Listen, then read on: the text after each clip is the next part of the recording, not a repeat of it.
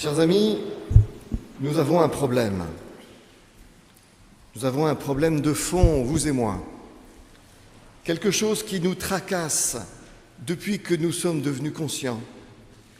Quelque chose qui nous oppresse, qui nous affecte ou qui nous déprime. Quelque chose que nous essayons d'oublier le plus souvent, mais qui revient sans cesse. Quelque chose que nous fuyons, mais qui nous rattrape. Cette chose, c'est que nous sommes mortels. Beaucoup de choses sont incertaines, mais le fait que nous allons mourir un jour, voilà qui est inéluctable. Évidemment, Dieu merci, nous n'y pensons pas quotidiennement. Encore qu'il est certainement plus facile de l'éluder dans le jeune âge qu'à partir du moment où nous passons un certain cap dans la maturité. Ce n'est certes pas toujours le cas, car l'histoire, les traumatismes personnels rendent plus sensibles certains que d'autres à cette question de la finitude et de l'avoir à mourir.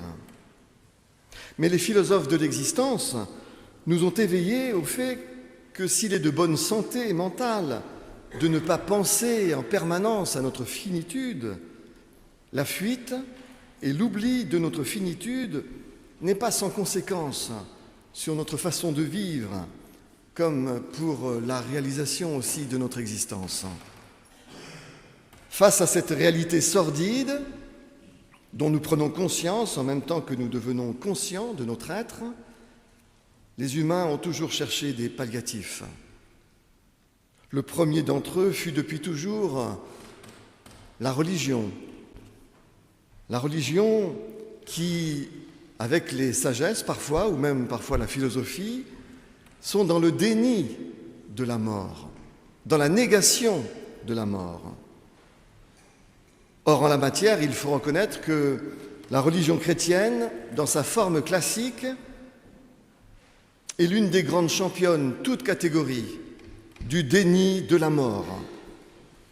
En effet, le christianisme classique a fait de la mort juste un mauvais moment à passer, du fait qu'après la mort, le fidèle, le baptisé, est censé hériter de la béatitude céleste, du paradis. Bon, il y a peut-être un temps de purgation des fautes dans la version du christianisme médiéval, mais la promesse est faite aux baptisés qu'ils retrouveront leurs proches, leur vie et même leur corps régénérés par la résurrection de la chair. Bref, après l'amère et douloureuse mort, les fidèles retrouveront tout en mieux dans le paradis de Dieu, dans le jardin d'Éden retrouvé. Peut-on présenter une plus nette négation de la mort? On fait dire à saint Augustin que la mort n'est rien. On passe juste dans une autre pièce où l'on retrouve celles et ceux que l'on a aimés en vue d'une vie meilleure, dans un corps évidemment débarrassé de la vieillesse et de la maladie. La mort ne serait rien, juste un mauvais moment à passer avant de tout retrouver en mieux et sans mal. Est-ce vraiment cette espérance que Jésus, le Christ, a prêchée sur les routes poussiéreuses de la Galilée et de la Judée? N'est-ce pas plutôt ici la croyance aux Champs-Élysées des Grecs qui s'opposaient à l'Hadès, l'enfer? N'est-ce pas plutôt cette même croyance que l'on retrouve dans le culte égyptien d'Osiris, avec ses champs et ses campagnes paradisiaques? Cette croyance qui est tellement commune, au fond, à tant de peuples et à tant de religions. Alors si c'est pour répéter les croyances des autres religions, on se demande bien où serait l'originalité de l'Évangile. Est-ce que Jésus est vraiment lui-même venu reprendre la croyance des Égyptiens et des Grecs? En fait, nous le savons maintenant que l'exégèse historique et critique nous a appris à relire la Bible, mais aussi à relire la théologie chrétienne. C'est la méthode même de l'interprétation de la Bible autant que le baptême des croyances des peuples gréco-romains et barbares qui ont façonné la théologie chrétienne, qui ont façonné sa vision de l'au-delà, du paradis et de l'enfer.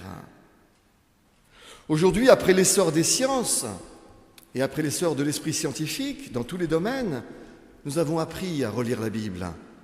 Nous avons appris à replacer les textes dans leur contexte.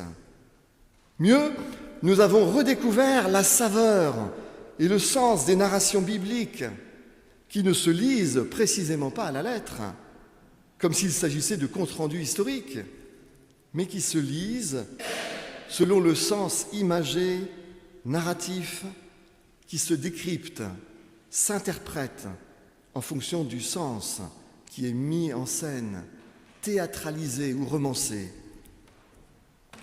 Un simple coup d'œil sur la chronologie des récits de Pâques dans le Nouveau Testament montre d'ailleurs que ces récits ont été composés progressivement pour donner du sens à l'espérance chrétienne ou pour préciser le concept chrétien de vie éternelle.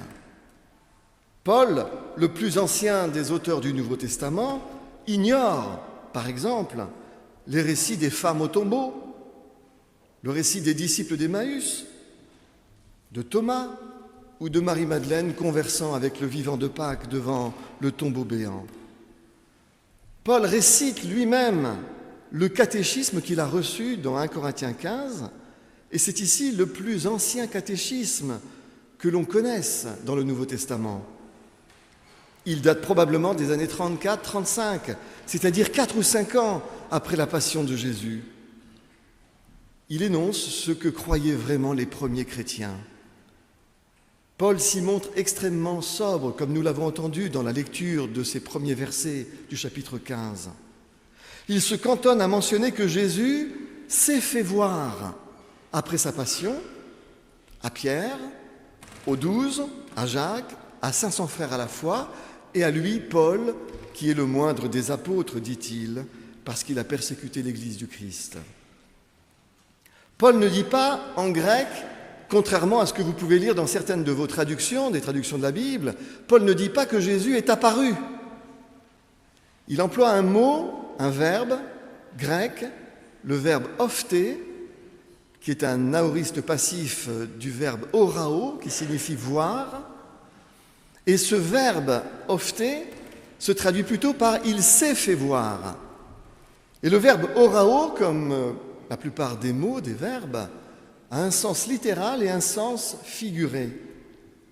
Au sens littéral, orao, comme notre verbe voir, signifie avoir des yeux, regarder ou être voyant.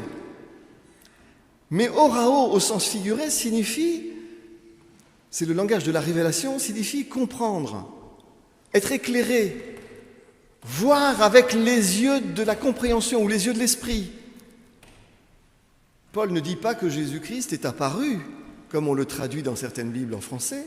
Il dit que Christ s'est fait voir. Et c'est au sens figuré qu'il utilise ce mot, de la même manière qu'il dit au sens figuré qu'il est monté au 3e ciel. Pourquoi voudriez-vous qu'il soit monté au 3e ciel au sens propre? Je suis monté au 3e ciel, était-ce dans mon corps, je ne sais, Dieu le sait, dit-il. C'est le langage des choses spirituelles. Les choses spirituelles sont la plupart du temps évoquées dans la Bible avec ce langage narratif, figuré, symbolique.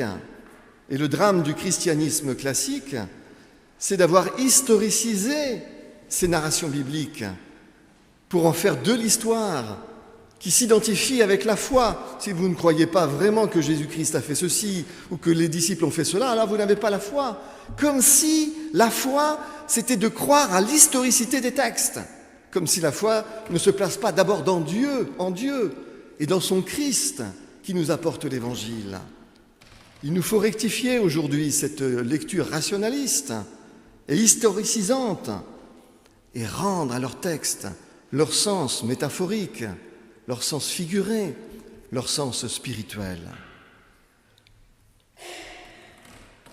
Plutôt que la possibilité d'une apparition du Christ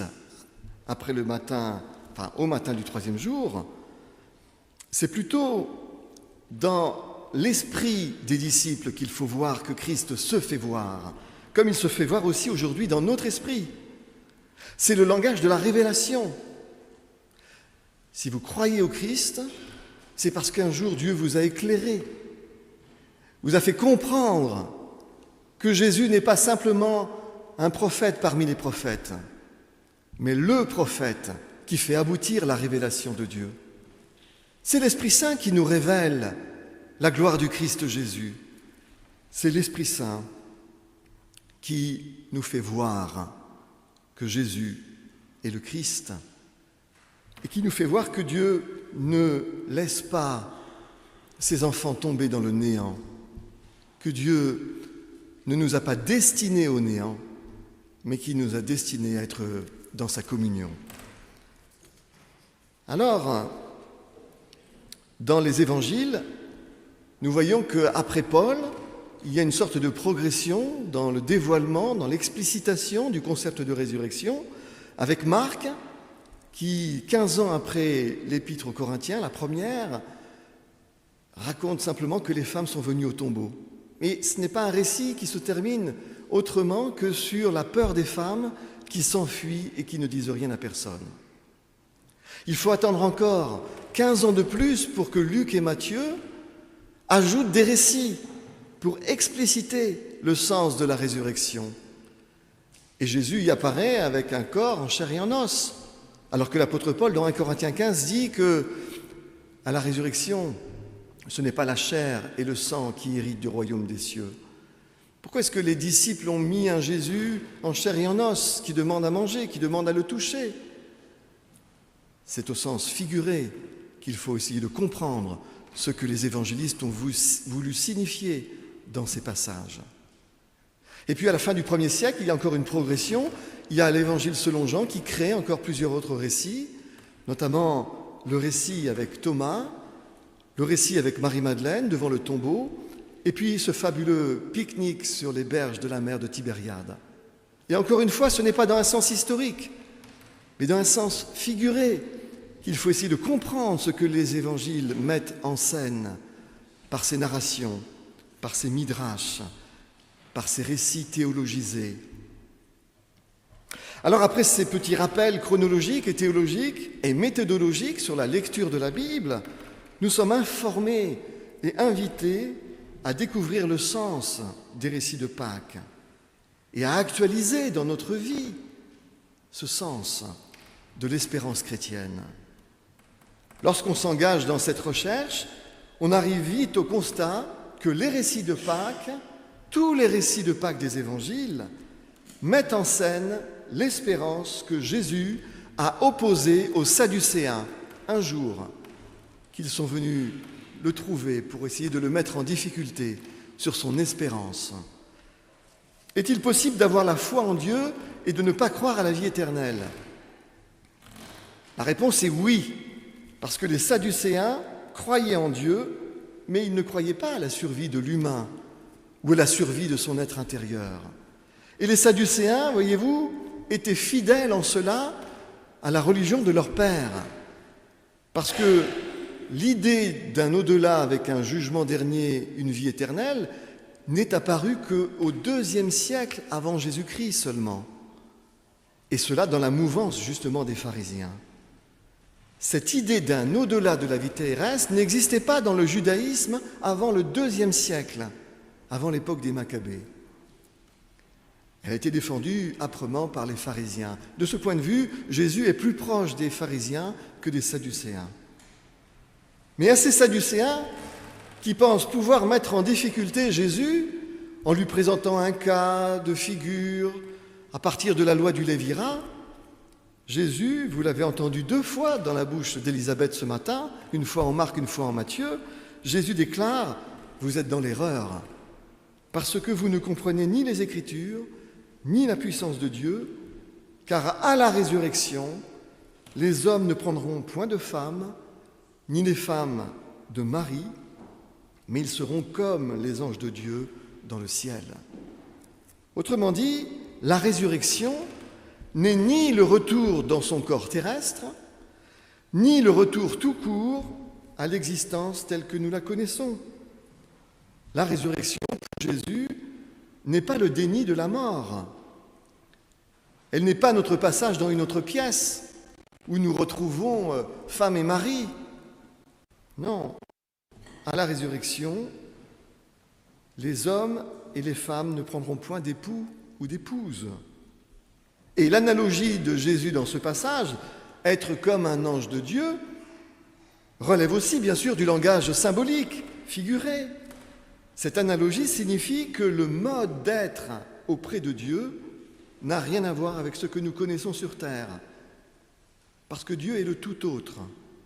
Il est tout autre que ce que nous pouvons imaginer, tout autre que ce que nous pouvons représenter. Et c'est pourquoi nous ne pouvons pas nous représenter ce que c'est que d'être avec Dieu, ce que c'est d'être auprès de Dieu, et quel type de mode d'être nous avons auprès de Dieu. Les Sadducéens dépistaient-ils déjà que la croyance pharisienne à un au-delà de la vie pouvait rapidement virer au déni de la mort? Peut-être, mais ce n'est pas parce qu'une espérance peut dévier ou être mal interprétée qu'elle n'est pas fondée. La vraie question que doit susciter une espérance, c'est celle de son fondement. Malgré les corruptions et les déviances qui existent, nous sommes fondés à penser, à croire que la justice peut toujours triompher. Sur quel fondement peut-on ou non fonder l'espérance que Dieu ne nous a pas créée pour que nous tombions dans le néant après notre existence, mais pour que nous soyons avec lui? Je ne vois qu'un seul et unique fondement solide, celui que la métaphysique monothéiste présente dans la Bible, dans l'Évangile, comme dans la philosophie ou dans la théologie chrétienne, juive et musulmane. Le fondement de l'existence même de Dieu. L'existence de Dieu qu'atteste l'existence de notre univers intelligent. En effet, contre tous les athéismes, il restera toujours plus probable que le surgissement de notre univers à partir d'un chaos primordial, sa complexification et son organisation progressive. Nous passons d'un chaos à un cosmos organisé. Le ruissellement de l'intelligence que nous trouvons du microcosme ou macrocosme, le fait que l'univers a produit la vie avec sa luxuriance et sa profusion créatrice, et puis que la vie, le vivant, a produit une créature intelligente, l'humain, doué de conscience, doué d'esthétisme, du beau, des arts, de la morale, de la pensée, des sciences, de la spiritualité, de la tendresse, de l'amour. Oui, nous sommes une espèce étonnante d'artistes, de penseurs, de scientifiques, de chercheurs, de spirituels. Oui, il restera toujours plus probable que ce ne soit pas le chaos qui ait engendré cela par hasard et par nécessité, mais que notre univers intelligent, qui a fait surgir la vie, la conscience, l'intelligence, le beau, résulte d'une intelligence créatrice plutôt que du hasard et de la nécessité. Il est là le fondement de l'espérance que Jésus a transmis à ses disciples et sur lequel ils se sont appuyés au matin de Pâques, alors qu'ils étaient bouleversés, alors qu'ils vivaient le deuil de cette mort horrible de leur ami sur une croix et qu'ils étaient désemparés. Ils se sont souvenus que Jésus avait dit aux Sadducéens « Dieu n'est pas le Dieu des morts, mais le Dieu des vivants, car tous sont vivants auprès de Dieu. » Il est là le fondement de notre foi. L'univers existe, l'univers intelligent existe, parce qu'un Dieu intelligent l'a suscité et l'accompagne, le fait progresser, le met en process. Oui, il est là le fondement de notre foi. La foi n'est rien d'autre que d'intégrer dans notre cœur, dans notre esprit, que Dieu est et qu'il nous a voulu qui que nous soyons, quelle que soit la couleur de notre peau, quel que soit notre genre, quelle que soit notre histoire, il nous a voulu, non pas pour que nous tombions dans le néant, mais pour que nous vivions dans sa communion pour l'éternité. La foi n'est pas une foi égocentrique dans le salut de moi. Ce serait tellement égocentrique de vouloir absolument nous survivre. La foi, c'est mettre son espérance en Dieu, en croyant qu'il mène tout à bonne fin pour nous. Et quand nous ne savons pas ce qu'il est et vers quoi il nous entraîne, nous disons quand même oui, amen, Éternel, me voici pour te suivre. Il ne s'agit pas de nier la mort, car si l'on nie la mort, on se prive des possibilités de vivre pleinement son existence, parce qu'on pense à un au-delà mythique. La négation de la mort, c'est la négation de la vie, et c'est la négation de tous nos potentiels à accomplir dans la vie. Christ ne nous appelle pas à la mythologie, il ne nous appelle pas à nier la mort.